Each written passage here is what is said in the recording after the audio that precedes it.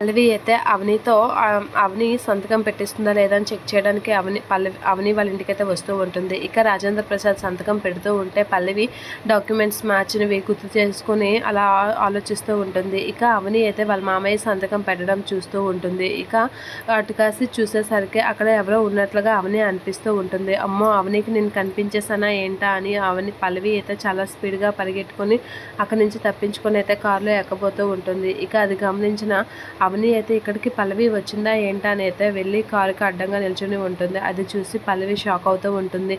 ఏంటి అవనియా అని అయితే షాక్ అయ్యి కారు దిగుతూ ఉంటుంది. ఇక అవని అయితే పల్లవి చెంప చెల్లమనిపిస్తూ ఉంటుంది. అది చూసి పల్లవి ఏం చేయలేక అలా చూస్తూ ఉంటుంది. నువ్వు ఎంత మోసం చేసినా నేను ఊరుకున్నాను, కానీ ఈసారి మాత్రం నువ్వు చేసిన దానికి అస్సలు ఊరుకోను, అందరి ముందు నీ బండారం బయట పెడతాను అని చెప్పేసి పల్లవికి అయితే అవని చాలా సీరియస్గా వార్నింగ్ ఇస్తూ ఉంటుంది.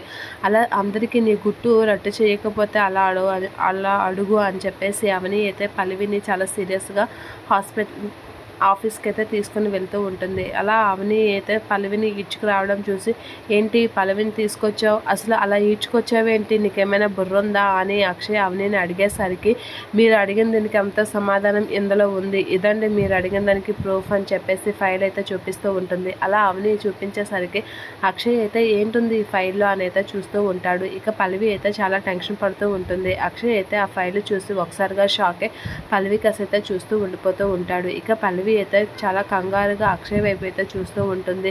ఇప్పుడు నమ్ముతారా, ఎవరు చెప్పింది నిజమో, అందులో ఏం రాసిందో చదివారా అనేది అవని అడుగుతూ ఉంటుంది. అలా అడిగేసరికి అక్షయ్ అయితే పల్లవి వైపు అలా చూస్తూ ఉంటాడు, షాక్ అవుతూ ఉంటాడు పల్లవి చేసిన